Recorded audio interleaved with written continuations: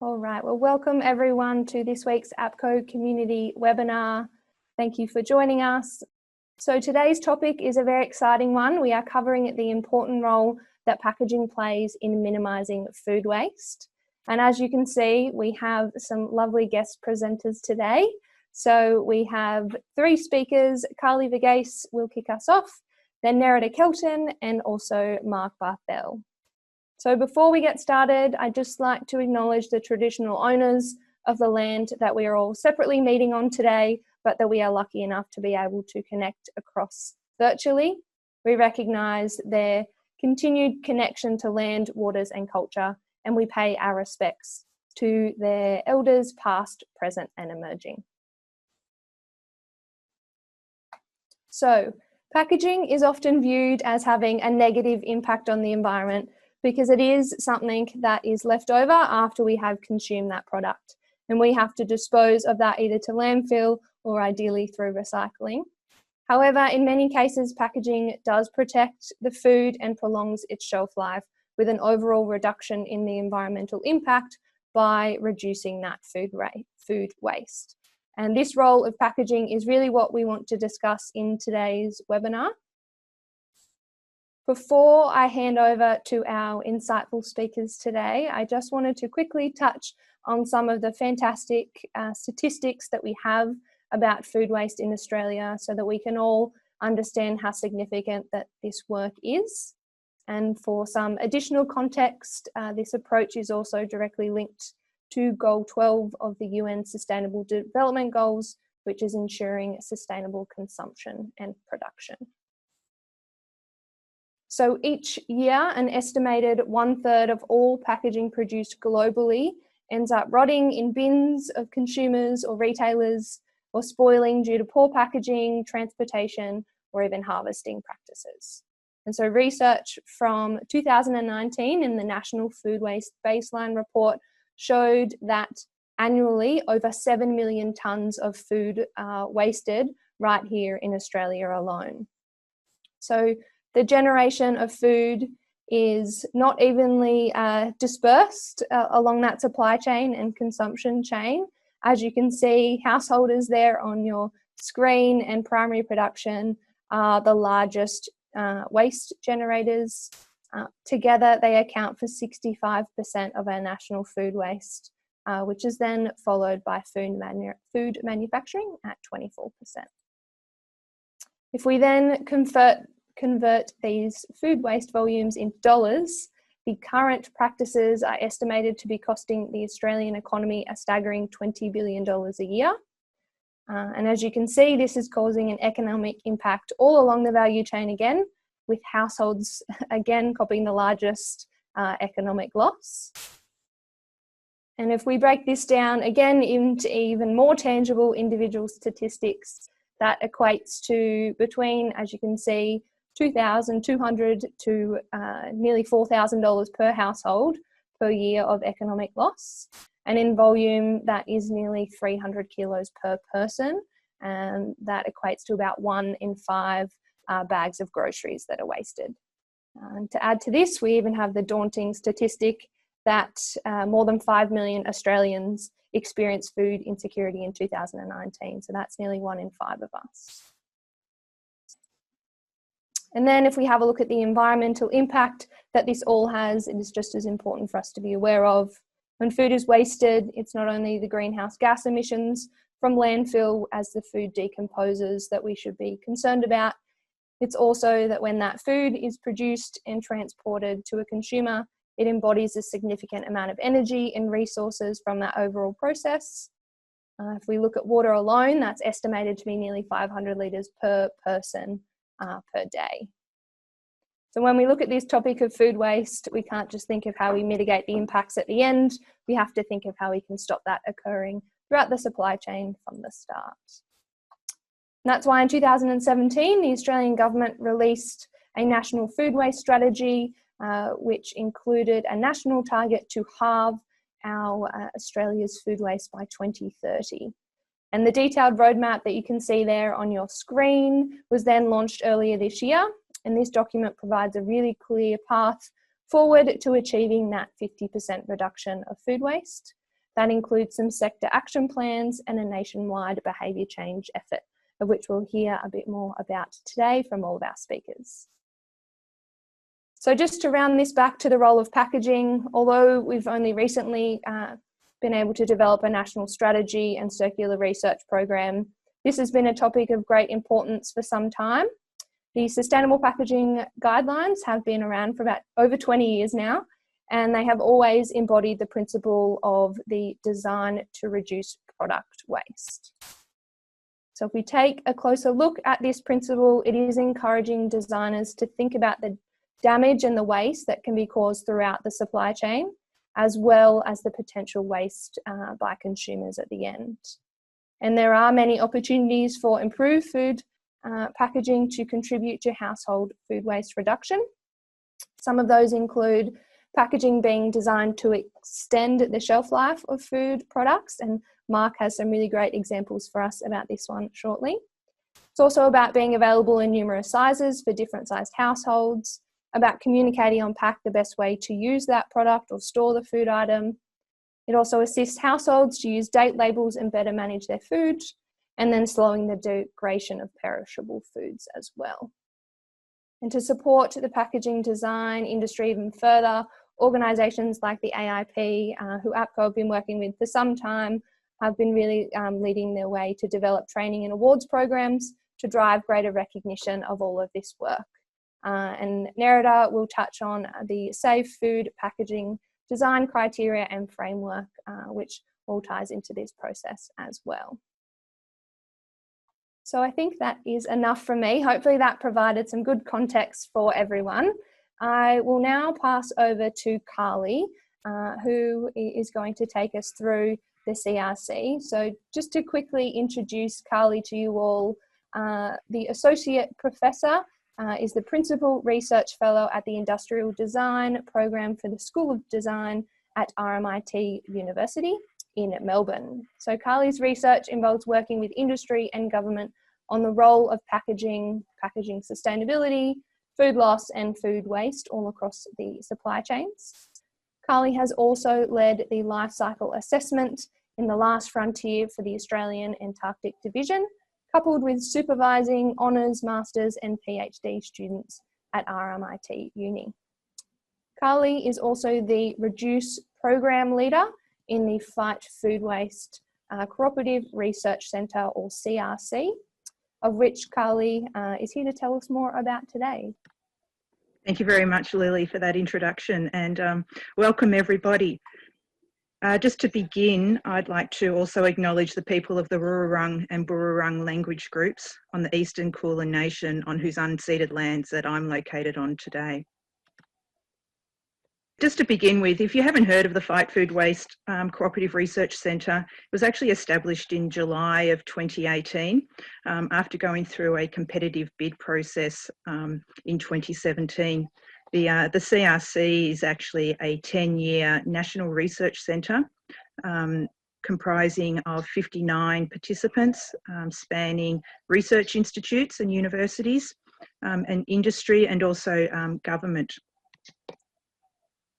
And today, I would like to talk to you about the CRC. So it's really, the CRC is all around Australia without food waste. And that's one of the, I guess that's the vision of the CRC. We're going to be undertaking that through uniting science and industry around reducing food waste across the supply chain, transforming unavoidable food waste into innovative products, and engaging with industry and consumers to deliver behaviour change. This image is actually what's known as strategy on a page, and it documents on the left-hand side the baseline, so the 2018 baseline of where we are with respect to food waste in Australia. And as we move across through to the right-hand side, we have the 2028 targets, and these are the targets and the impacts that the CRC is looking to achieve through commissioning research projects with industry and universities to minimise food waste. As I mentioned, there are actually 3 research programs within the CRC, that being Reduce, Transform and Engage. And as we can also see, there's a number of sustainable development goals that the CRC is also being able to contribute to. So on the next couple of slides, what I'd like to do is just give you a quick overview of each of the research programs, what their overall intentions are, and then to look at some of the projects that are currently underway. So with regard to the REDUCE program, it's all about reducing food waste through the supply chain, and that is through the entire supply chain, from primary production, manufacturing and retail, hospitality and food service, and through to the household. And there's a number of ways that we're looking to contribute to those 2028 targets that we can see here on the left-hand side. And that's all around resource efficiency through better business systems and data capture, the role of packaging and enhancing packaging design, how we can increase business profits through addressing, for instance, shrinkage from spoilage, aging, date damage, and markdowns. Then there's also the important role of processing technologies across the supply chain, be that within harvesting, in manufacturing, or maybe even extending shelf life. And as you may have recently seen as well, the important role of cold chain management. And then the final pillar is around increasing food relief and how can we get extra meals through to those that are food insecure. These images and all of the information on these projects are available on the CRC website. And when you get a copy of these slides, you'll be able to click on each of these links and they'll take you through to the appropriate project. But basically what we have in our first set of projects is around business systems and data collection. So in order to be able to manage food waste, you actually need to be able to measure it first as well. So one of our first projects is the direct commercialisation, which is a true cost of waste calculation tool. The framework has been developed and we're actually into piloting of that particular program at the moment.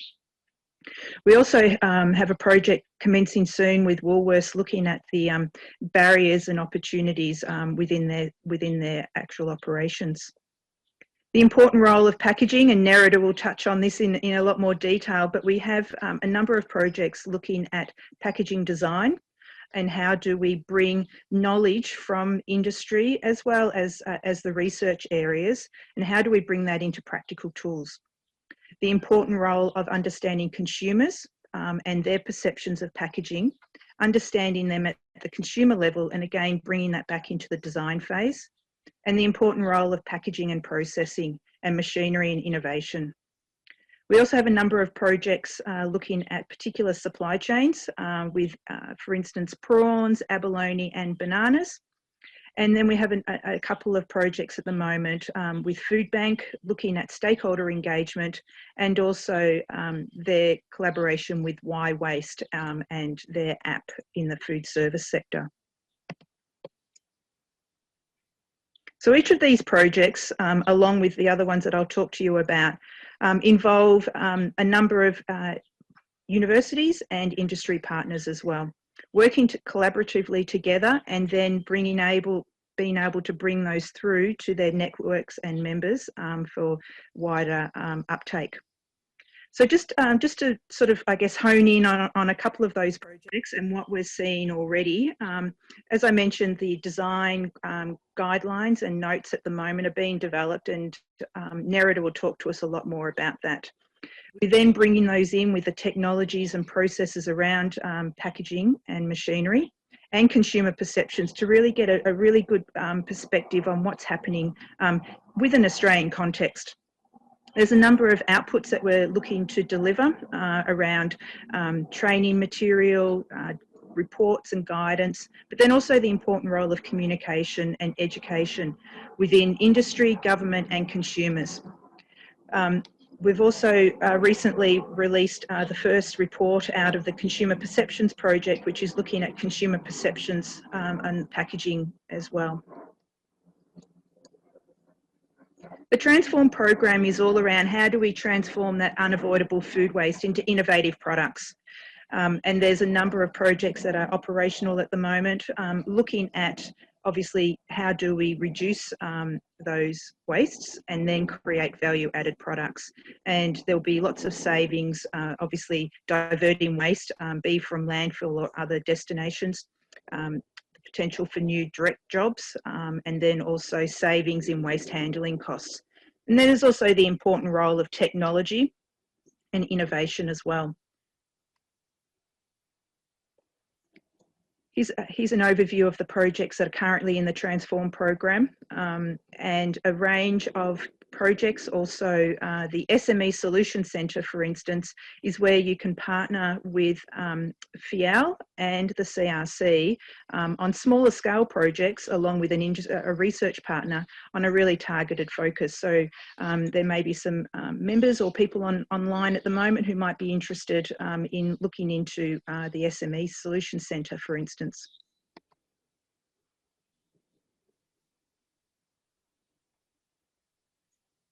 The third program of the CRC is the Engage program, and it's all around engaging with industry and consumers to deliver behaviour change. It has three pillars, one around leaders, and this is the cohort, what's called change agents, or basically PhD and master's students who are going to be embedded within the projects within the CRC and connecting them with industry and upskilling them, and so they're industry ready. Then there's the important role of connecting with industry and how through the CRC and the various projects and research, how we can then get that information out to the workforce in various training packages, for instance. And then connecting in with households and informing them around behaviour change and reducing food waste through different behaviour change initiatives.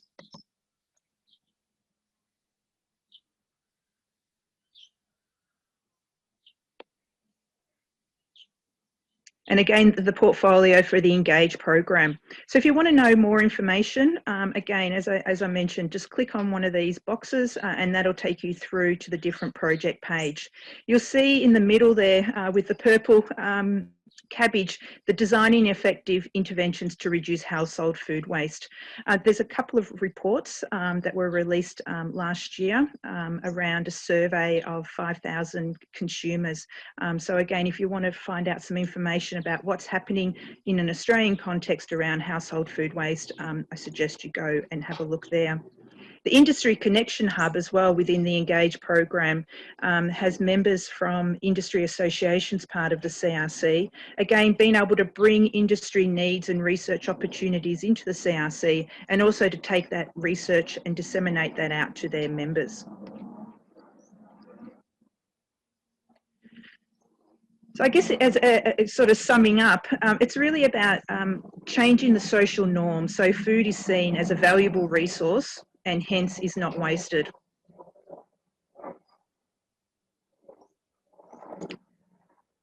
Here are our partners in part of the CRC, and it's been great to see the CRC basically in the last 2 years get up and running and have various projects operational and many more to come. So if you're interested in finding out more about the CRC, can I suggest you, click into our LinkedIn page, Twitter, and also register for the newsletter. And if you want to find out any more information about potentially being involved as a participant, then please make contact with us. And thank you very much. Thank you very much, Karli. That was fantastic. We will now pass over to Nerida, and Nerida is the Executive Director of the Australian Institute of Packaging. She is also the ANZ board member for the World Packaging Organisation and a member of the International Packaging Press Organisation. With experience in the packaging industry over 22 years, Nerida currently holds a position on the Department of Environment and Energy's National Food Waste Strategy Steering Committee and is the AIP lead for Save Food Packaging Consortium project within the Fight Food Waste CRC. She's also one of the creators of the annual Christmas Food Bank hamper program for Queensland. Narada is committed to helping the packaging industry understand the role that packaging plays in minimising food waste and to also support the recognition of brands that are designing innovative, safe food packaging. I will now pass over to Nerida to take us through all of that and more. There you go. So firstly, thank you to APCO for inviting the Australian Institute of Packaging to be a part of this. This is a really important topic to us, something that we're extremely passionate about, and we believe that packaging has a critical role to play in minimising food waste.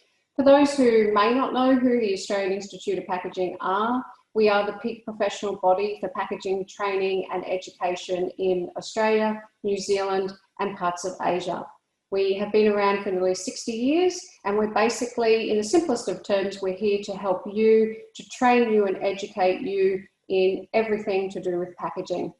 So food waste has been a part of the AIP for a very long time, and particularly in the last decade, where we have made commitments to all of the associations and working groups around the world that we believe are critical to food waste. Some of the most important ones to us is globally is the Safe Food Org, which is tied to Interpack and Messa Düsseldorf, and is a really important association that we work with globally. Obviously, the Australian Food Waste, National Food Waste Strategy, and the Fight Food Waste CRC. So most of you, everyone should in fact, know what the true definition of packaging is. But when you're talking about safe food packaging, we just like to go back to the fundamentals. We like to remind people to just go back and think about what the real purpose of packaging is. And that is to protect, contain, preserve, and transport.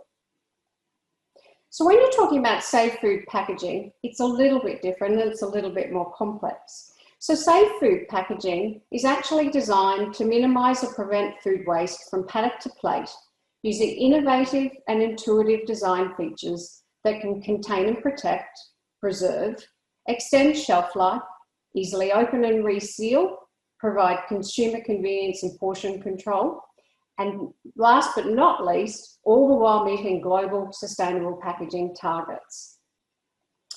When you are designing safe food packaging, one of the critical elements to consider is the life cycle assessment of the product, and that includes the food, the production of the food, the processing, and the packaging. You cannot separate them, and you must incorporate them as an entire life cycle assessment. That's something that I would urge all of you to consider. You can't just look at the packaging, you have to look at it in the whole entirety of food waste for the production of that food. Now, there's a challenge with safe food packaging design, and there's a challenge with food waste. We have on the left the national packaging targets, which you all know and love. And then on the right, we have the new strategy, which is halving food waste that goes to landfill by 2030. Most of you know that there are going to be challenges when you're actually designing safe food packaging. Obviously, we are linked to and working with APCO to try and ensure that any of our guidelines for safe food packaging are linked back to the Sustainable Packaging Guidelines number 3, which is designed to reduce product waste. So where did we start all of this? We started all of this because the World Packaging Organization was working with Messa Düsseldorf, Interpack and Safe Food Org to come up with a global program, a global awards program for safe food packaging. And the World Packaging Organization asked a number of associations around the world to put their hand up to establish the award. And we're very, very proud to have put our hand up. And we were the guinea pigs for Australia and New Zealand about 7 years ago. And we established a Safe Food Packaging Design Award, which is a part of our Packaging Innovation and Design Awards for Australia and New Zealand. And we were the first association in the world to do this, and established guidelines and criteria behind this that could judge the best design in Australia and New Zealand. So we worked with RMIT and a number of other research associations tied to RMIT to come up with guidelines that we believed we could A, judge the awards on, but B, also try and embed progressively into MPD and PD processes around Australia and New Zealand. So the first one is to design to contain and protect the product from spoilage and damage. So what we're looking at within that criteria is things like obviously primary, secondary and tertiary, palletization and transport load utilization. And then we're also looking on the other end to do with shock and vibration, temperature, moisture, and then also tamper evidence. The second criteria is to preserve, enhance product appeal and extend shelf life. And extend shelf life is a critical guideline in everything we do with safe food packaging. So that's in terms of improved barrier, looking at advanced technologies in skin, vacuum and modified atmosphere packaging, looking at retaining nutrition all the way through to the households, and the one that not too many people do, but is really, really important going forward, is actually incorporating active and intelligent packaging within the design. The third one is to design to provide convenience to not waste food and handling. And this is really important. Portion control is changing. The world is changing. Households are changing.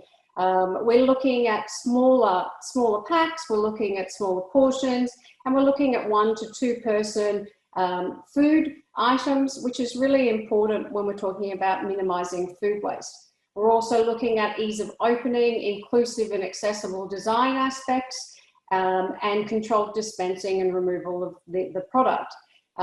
This is also tied to the Arthritis Australia guidelines for ease of opening, which I would encourage all of you to look at.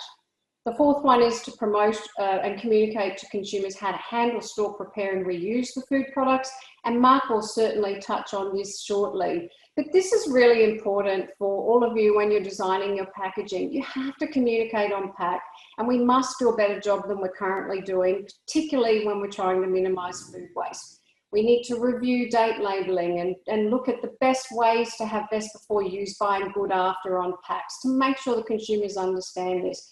We need to make sure that recipes and usage and storage instructions are included. And we need to help people to prepare their leftover food. And then the last one, which you all know, is to ensure that we're also meeting our global and national packaging, sustainable packaging targets. So I wanted to show you a few of our winners. And this one was actually the winner for 2019. And as you'll see, it's a small portion control. It's freezer ready. It is designed to protect and preserve.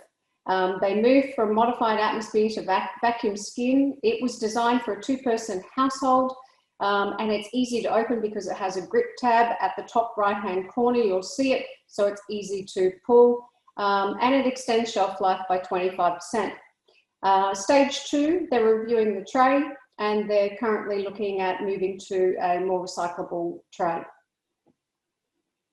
This one is fabulous. This is for Dyspatia patients. And again, we're talking about more of the ease of opening, accessibility, easy to pull, the tabs, as you'll see, and very large legible font, very clear best before dates, and obviously portion control. If you put this in perspective of aged care institutions, it's really, really important when someone has difficulty opening that they're not opening and then spilling it everywhere and then wasting the food. And it's also easy for them to hold and grip. This one is still the standout of all of the winners so far. And the reason is Fresh Technologies took avocados that they were previously ploughing back into field in New Zealand, decided that they wanted to look at a better way to minimise their food waste on farm. They decided to then move to a guacamole paste, which they wanted to export, and then they created these small packs, which are consumer convenient packs, and they extended the shelf life by the design of the pack by 90 days. So this is the true example of farm to plate in safe food packaging design. Wool Cool, for those who don't know, it's basically an insulation. It's wool, it's coarse wool that's not used for clothing or any other purpose, biodegradable, compostable, reusable, and it's a natural cooling and insulation system. Ideal, perfect for e-commerce solutions, and also extends shelf life. This is a move from modified atmosphere packaging to skin packaging, and you'll start to see that a lot in the examples that we use, because skin packaging and vacuum packaging is a wonderful solution and technology for extending shelf life and preserving and protecting products. This one was really interesting. They designed this by working with chefs, and so they're herbs. And as you'll see on the left-hand side, they're small little pouch packs that were actually designed for a 4-week usage. Working with the chefs, they worked out that a household of 4 people, that's about an average of what they would use.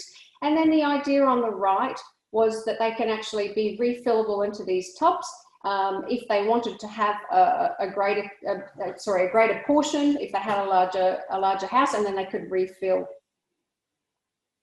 SPC Mono, they did this for easy opening, portion control, fruit cups. This is a Arthritis Australia accessibility rated 8+, which is the highest rating. So easy to grip, easy to hold, resealable, really fabulous font size, clear legibility on all of the font and communication on pack, and a large oversized peel and grip tab for elderly and people in aged care and hospital and institutions. And this one also is going back, and you'll start to see a similar format, that the aged care institutions and hospitals have done some fabulous work in this space, because if you go back to that slide that Lily showed you at the start, there is a high loss in aged care and hospitals and institutions. So there's a lot of work being done across Australia in this space.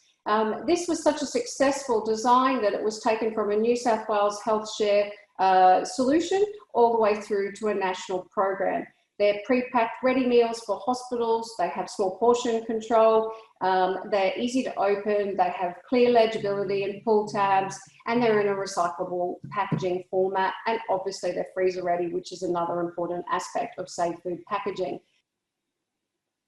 So the next step is Safe Food Packaging Consortium. So we wanted to take all of what we had already been working on over the last 6 or 7 years and work with researchers and academic people to establish some science behind all the anecdotal information that we're watching happening over Australia and New Zealand.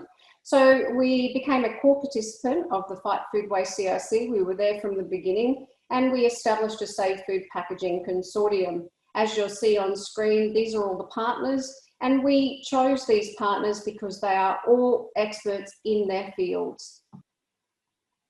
So where to from here? We've started working on our research. We have undertaken an industry survey, and we're working through a report, which hopefully will be available in the next few months. We have undertaken a number of one-on-one interviews with a broad range of categories across the industry. And again, the research should be available in the next few months. And we are just about to undertake some pilots.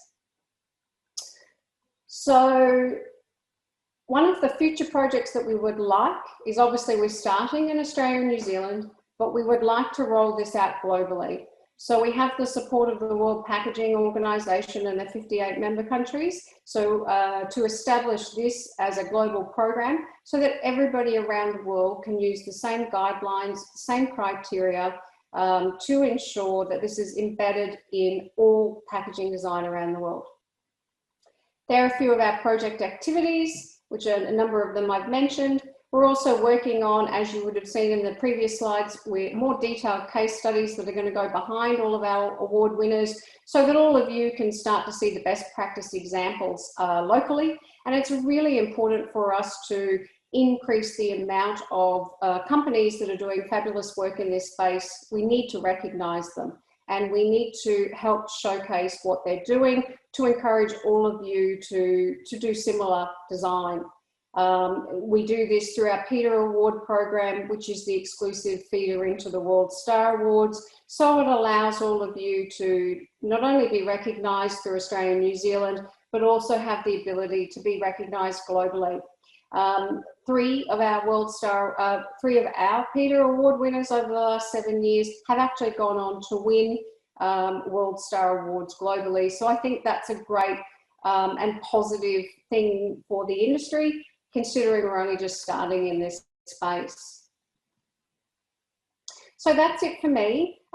I would encourage all of you to have a chat to me offline about the guidelines and the criteria, but I would also ask that you consider whether you would like to participate in our pilot program. So if you would like to be a part of our program, we would really love to have everyone. So please reach out to me and we can talk about this in a little bit more detail. Thank you. Thank you very much, Nerida. That was fantastic. And as you can all see, Nerida's details there on the screen. And as we said, these slides will also be shared. So most definitely reach out to AIP. They're doing some fantastic work. So I will just jump over to our last speaker, which is Mr. Mark Barthel. So Mark joined the Fight Food Waste CRC team as a special advisor in July 2019. Having moving from the UK to Australia. Mark's role in the CRC is leading the development of the food waste reduction roadmap within Woolworths. In addition, Mark is also supporting FIAL and the Department of Agriculture, Water and Environment in the implementation of Australia's National Food Waste Strategy with the aim of achieving that target to halve food waste by 2030. Mark has a successful 25-year track record of driving sustainable innovation and circular thinking in agri-food and packaging systems, and over 15 years experience in quantifying and preventing food loss and waste, and leading product and packaging innovation projects in the UK, Europe, North and South America, Africa and Australia. Mark has worked with the senior teams of some of the largest food and grocery businesses in the world, including Tesco's, M&S, Walmart, Cooperative Food, Woolworths, Nestle, and Danone. So that is a fantastic wrap there, Mark. Lots of experience. So we are very happy to have you with us today. And looking forward to hearing some of the examples that you have about packaging and food waste for us. Thank you, Lily, and good afternoon, everyone. So I think my aim really is to kind of bring to life with some more examples some of the things that Narada and Karli have been talking about before, and particularly kind of drawing on the different approaches to packaging design that would allow people to reduce the amount of food waste in their homes. So starting with just some examples of the different approaches to packaging design that help to reduce food waste. So on the left-hand side, this goes really to what Nerida was talking about being conscious of different household composition and size. So a lot of people have been playing around with the notion of the half loaf for the smaller composition or smaller size household. There's been quite a lot of research done in this space that suggests if you retain the slice size but reduce the number of slices within a pack, that's likely to go down better than if you start to reduce the slice side. Just looking at the middle example, the before and after there. So there's been a lot of work going on around the world actually in moving joints of beef out of these deep trays with a film lid and a label into vac packs. And the benefit of that is twofold really. One is it's a very significant reduction in packaging material and packaging weight, in this case nearly 70% reduction. And the use of the vac packing format was able to introduce 4 days of additional shelf life to the beef joint. That's pretty important actually, because most people tend to consume these products at the weekend. So if you don't get around to consuming it, say for Sunday dinner, that 4 additional days allows you to use that beef joint the following weekend without the need to freeze it. And some of the newer work that's going on in the top right hand side there in terms of vac packing, but also using tailored modified atmospheres. And you can see from this example for steaks that the combination of vac packing and tailored modified atmospheres has extended the shelf life by 13 days. And then just the final example on this, providing resealability functionality for grated cheese, but across a range of products, to be honest. This works really well. It's a very minimal additional use of packaging material, but really helps to lock in the freshness and the quality of the product. Just a couple of examples of work going on at Woolies at the moment. So the first is a range of new potatoes bags. Basically, this is all about keeping potatoes in the dark to stop them from rooting, greening and creating mold, and therefore extending the shelf life. So this is basically a black inner layer which blocks out all the light strike on the potatoes and stop those things from happening. Now, quite a lot of you have probably heard about the fact that Woolies is bringing the Loop reusable packaging system to Australia. I think a lot of people have been focusing on this from the perspective of reducing the amount of packaging materials in the system, but there's also a lot of opportunities in food waste here. So if you look at some of these example packs here, you'll see that you've got a very easy opening, you've got the quite wide aperture on these, so you've got much more potential to actually get the product out of the pack.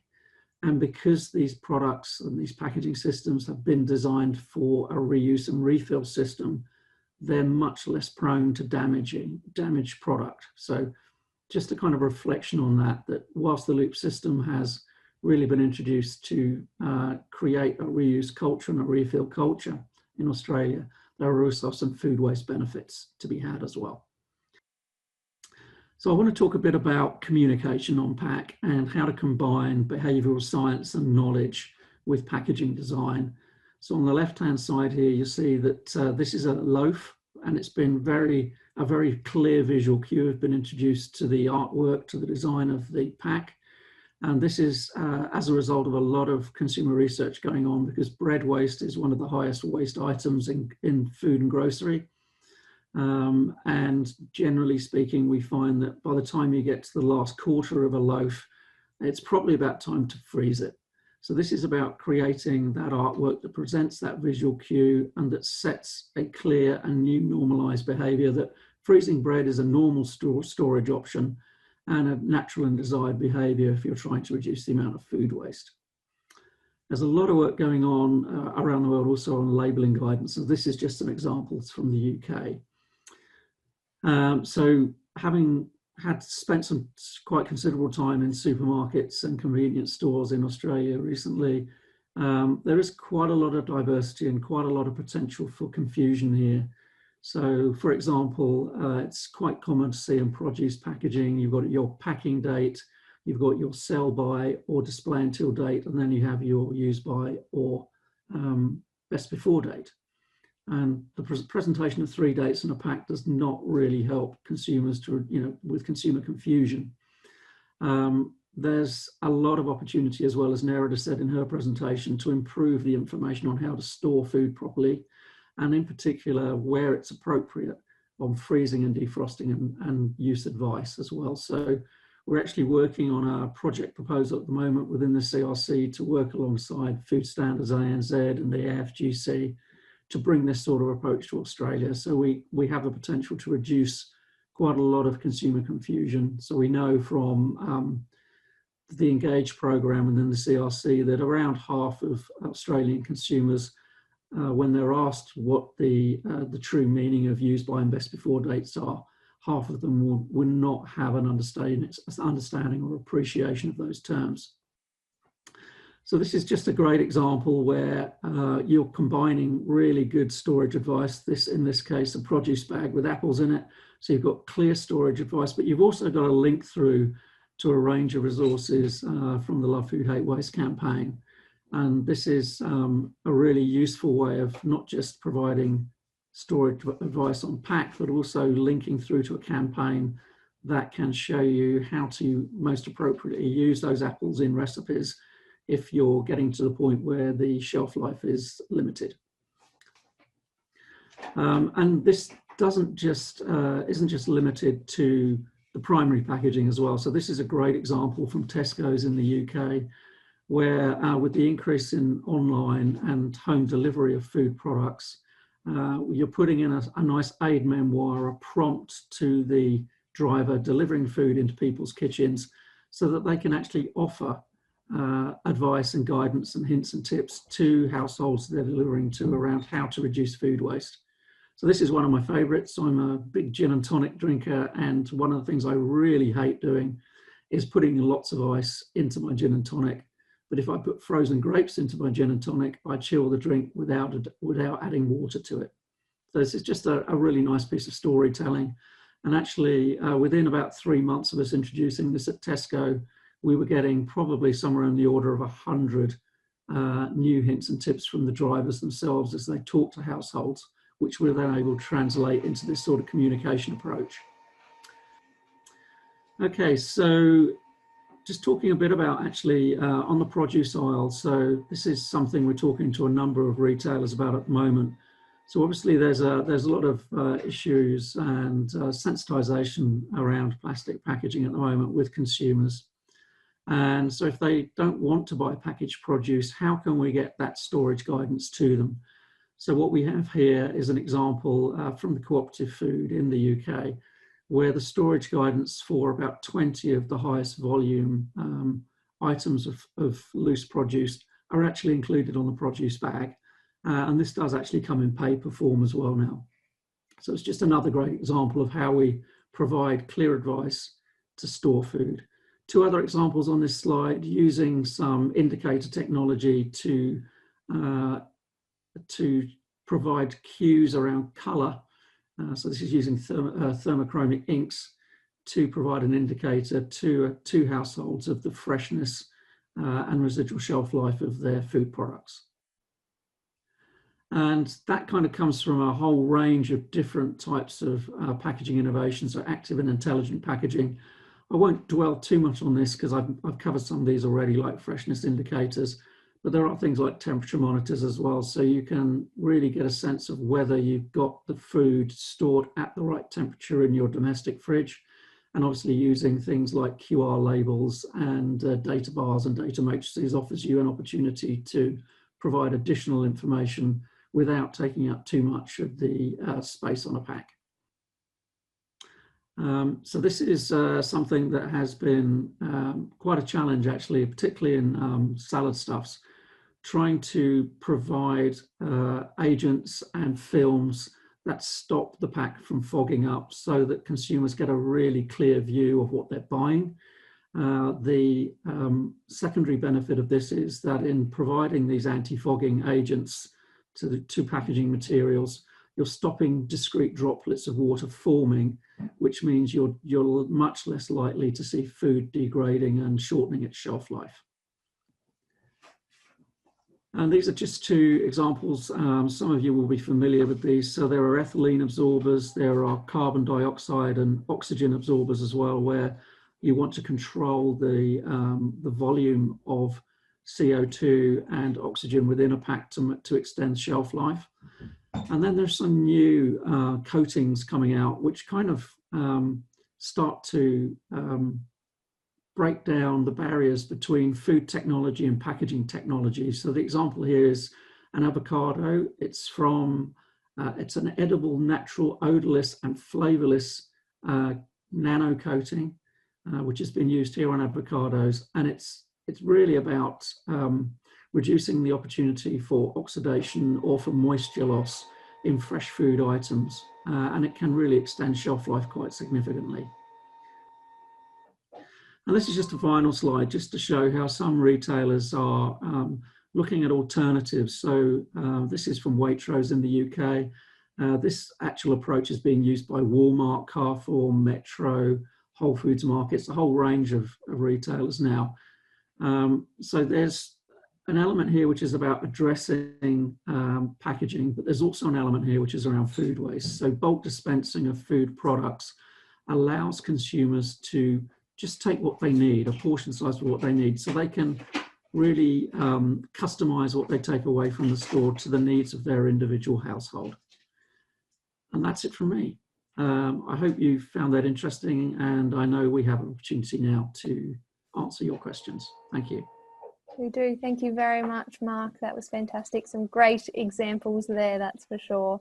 I could see the chat box going wild, everyone getting very excited about all of those. So we do have a little bit of time for Q&A. So if you do have any questions that have been burning as we go through, please do put them in the Q&A box and we'll try and get onto them nice and quickly. So the first one we have, which I think is a really good start, and I'm sure lots of people online have had this thought, if this is an area they haven't thought about before. I might start with you, Nerida, and then everyone feel free to answer. But the question is, do you have any recommendations of where we should start when trying to investigate opportunities to improve packaging and reduce food waste? I would say use the criteria. So the criteria that we're establishing, I would encourage you to use them, because that's based on science and proven international research and data that's accurate to what we need to do to extend shelf life and also ensure that we're protecting and preserving our products as well. So I would say the first step is to start using those guidelines when you design your packaging. I definitely agree with that one. Karli or Mark, did you have anything else to add? This is where people can start. In our own kitchens, we buy things that are packaged or unpackaged. We put them in the fridge, in the pantry, the freezer, and I think that, yeah, we're our own case studies as well, how we interact with the food that we purchase and our household members as well. And that insight, are we opening things correctly? Are we storing them correctly? Is there sufficient information? Is the packaging proper? At serving sizes, etc. I think that's another opportunity as well. So for me, if you're a packaged food company or a retailer, start with consumer insight. Really get a good understanding of what your customers are looking for in a product category. And wherever possible, try to include them in the design process, because as Karli said, everyone is handling food in their kitchens every day, and they will have a view on what is good design, what is design that will help them to reduce food waste in the home. Fantastic. Thank you all very much. The next one here is for you, Mark. A lot of examples you used were from the UK and beyond. Do you know any similar initiatives underway in Australia? And Nerida, you might be able to add to this one after Mark does as well. Yeah, so what I can say is quite a lot of the examples I'm showing are either included in some of the CRC's projects already. I'm certainly seeing a lot of the insight coming out of Europe and to some degree North America starting to be absorbed by Australian retailers. Really can't say too much about that until you see them on the supermarket shelves, but there's an acknowledgement there is a lot to learn from retailers and food brands in other countries here. When you see some of these technologies and active intelligent packaging deployed in these countries at scale, it's quite an eye-opener. So I'm looking forward to the next year here, because I think we're going to see a lot of really interesting innovation. And if I can jump in, obviously you saw the examples that we can show you for Australia and New Zealand, which is what I showed you in my slides, and there are some really fabulous innovations already here. However, we are nowhere near what's happening. We're not as advanced here as the rest of the world. This is infancy. We're in our infancy, and people that are designing packaging up until now have really not considered food waste overall and how we can actually design better packaging to improve it. So I'm encouraged by what we've seen in the last 6 years, and I'm encouraged by having people like Mark come over to work with the retailers, to obviously, and then work with all of you. So I think we're new to this. And that's why using those guidelines is a fabulous opportunity, because you're starting at the beginning. Fantastic. All right, and it looks like we might have time for one more. So reduced serving sizes are great for reducing food waste, but sometimes single serve food items are perceived by consumers as overpackaged and can cause some backlash. For all three of you, this might be a good one. What are the best examples of how companies have been able to balance this, and how we can educate consumers on that journey as well? So maybe if I start with just a very simple example. So there's some great stuff coming out around portion packs. So if you've got cut ham, you've got 4 portions, but actually it's one big pack, and then there's just a perforation to separate it out. So you see the one pack, you walk away with the 4 portions, you're actually talking about something like 3 additional grams of plastic in that pack. But what you've got is a portion pack that will retain the shelf life and the freshness of those ham products until you flip the lid and open up another portion. So there's a very, very minimal amount of additional plastic that creates a portion pack that's suitable for any size household. I think we need to better communicate on pack, and then also through, obviously through the brand's websites and communication channels, to communicate effectively the benefits of those packs and to really highlight the benefits of minimising food waste. If the brands are not communicating that to the consumers, then they won't support that, and they will only see the over-packaging or non-recyclable trays. So I would say that we need to be better at communicating to the consumers. Fantastic, thank you. And just one super quick last one, Nerida, this one is for you. When assessing the Save Food Awards, do you take into consideration the sustainability of the packaging as well, so the recyclability? Absolutely. So the judges are very strict, they're very stringent. However, it is one of many criteria. So it is not the only criteria, and you must remember that, because there are other reasons why we design the packaging that we do to minimise food waste. At the end of the day, obviously we want every single pack that's designed that way to be recyclable, reusable, etc. And it certainly is judged and scored, and the judges are certainly getting stricter on that each year. But there are other judging criteria that must be considered in terms of extension, barrier, shelf life, nutrition, resealability, etc. So it's a part of the judging. Most definitely, and the AIP also have other awards for sustainable packaging as well, as opposed to just the food waste one. So yeah, a good array of all of those. All right, well, there are lots of questions online, and we will save them all and share them to our presenters and get back to you all as well. But we have hit that 3 o'clock mark, so I would like to say a big thank you to our 3 presenters. It was a very insightful webinar, and I hope everyone online learnt as much as I have. If we didn't get to your question, as I said, we will make sure we get back to you. And as we said, this will be recorded and made available as well as the slides. For everyone. So our weekly webinars, well, our webinars have been going weekly since March, but we are looking to move to fortnightly coming into September. So we will shortly release the schedule of what the upcoming topics will be. So please keep an eye out either in your emails, on the APCO website, or our LinkedIn. Also, we always post all of the topics that are up and coming. So please thank all of the guests that we have online, Mark, Karli and Narada. Thank you all very, very much for your time. We really appreciate it.